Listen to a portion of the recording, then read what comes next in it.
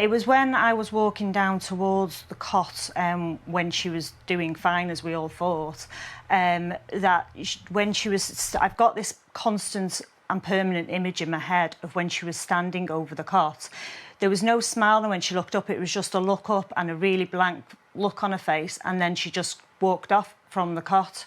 And then for everything to go crazy virtually within what felt like seconds after. It may have been a little bit longer than that, and it was just, I don't know, it's just an image that I can't get out of my head. And as soon as I seen the image on the TV, it was that exact same stare. It was the exact same, the expression, and it just made me sick to the stomach. I wanted to talk about British nurse Lucy Letby. This is one of the most revolting cases that has happened since a young woman could not move or help herself, and she literally melted into the couch. She remained on for a decade. Her evil parents let her stay in that state. 7 babies barely got to take their first breath before the evil, vile demon Lucy Letby took their lives, attempting to take 6 others in the hospital in which she worked. Letby murdered a baby boy, Child E, by administering air into his bloodstream.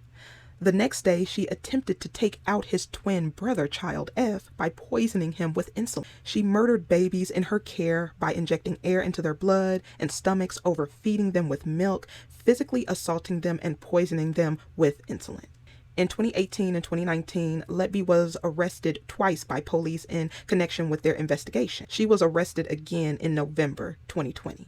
Authorities found notes Letby had written during searching of her home. And it said, "I don't deserve to live. I killed them on purpose because I'm not good enough to care for them," she wrote in one memo, adding in another, "I am a horrible, evil person. And in capital letters, I am evil. I did this." The mother of Child E and F said she completely trusted Letby's advice while giving evidence to the court. However, she said she knew there was something wrong. That's the gut feeling. When her baby, Child E, started screaming in the intensive care unit one night, it emerged that before Letby murdered Child E, he started bleeding when she tried to assault him. It was a sound that should not come from a tiny baby. The mother told the court, "I can't explain what that sound was.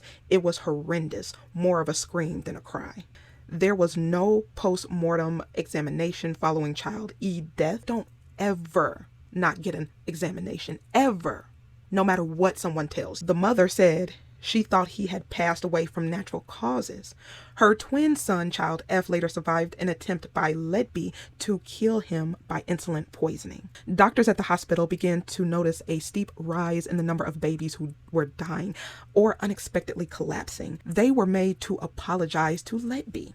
And furthermore, this hospital and the people who made these doctors, who were doing their due diligence and their job, apologized to her. They assisted in the death of other innocent babies. I don't understand.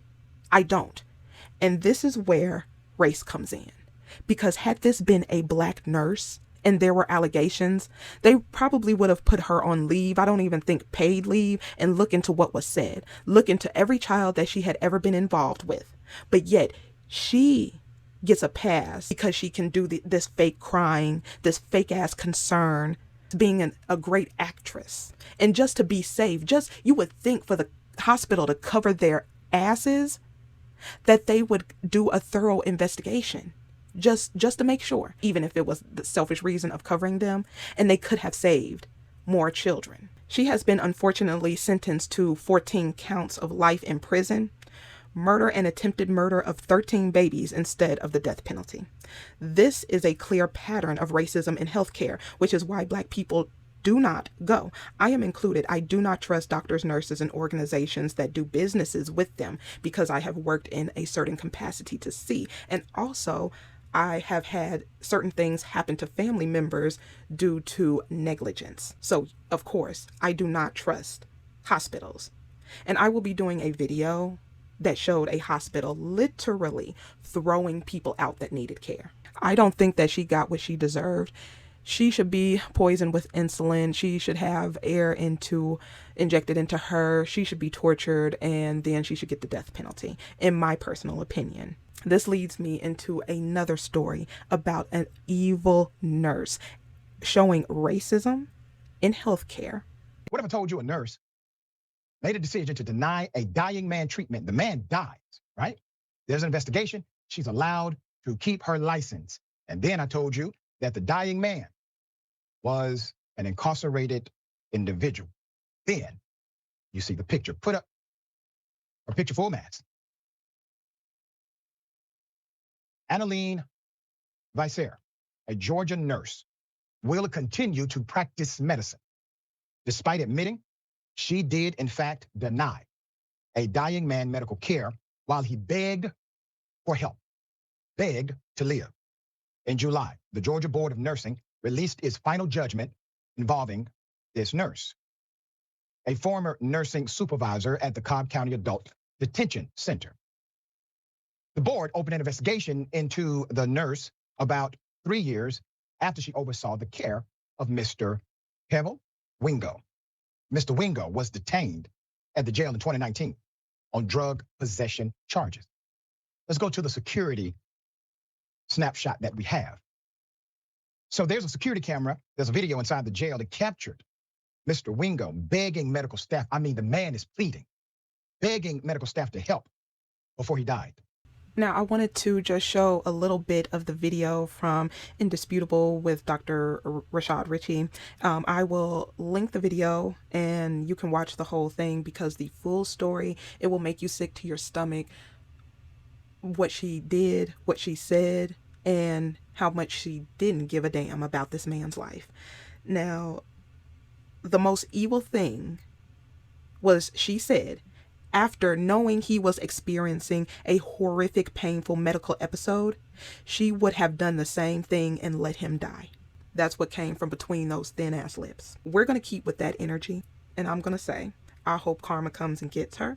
I hope she reaps what she sows. If I can ask one thing, is that she and certain members of her family get 10 times the treatment she gave to the victim, Kevel Wingo, because that is disgusting to know that somebody is in pain and you're judging this person by the color of their skin because he had drugs. He was in jail for possession of drugs. How do we not know that he's not having a medical issue where he is addicted to drugs? We see how certain people are treated when they are addicted to drugs. They're victims of the drugs, but yet he's in jail not getting medical treatment for his addiction. He's treated differently. And it's so glaringly apparent.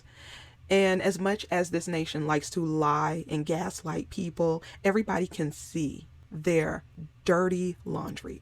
To sit here and be a so-called nurse or medical professional and to deny someone medical treatment because you must get off on the death of certain people, there are consequences to your actions. You may not see them immediately, but they are coming. I mean, this looks like a pattern.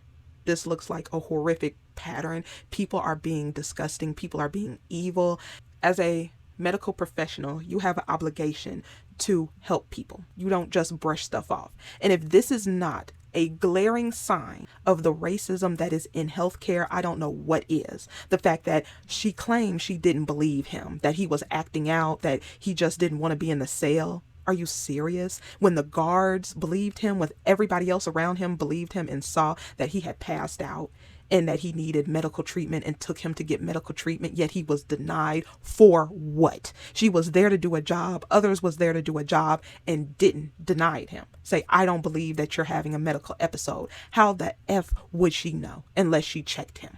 At this point, I don't even know how people who try and make excuses for this BS and try and talk about how progressive the nation is and it's all in your head and to stop talking about it. You can tell them to go straight to hell, no pass go, no collect $200. But I'll go ahead and end it right here. Let me know what you thought about these stories, and I will see you in the next one.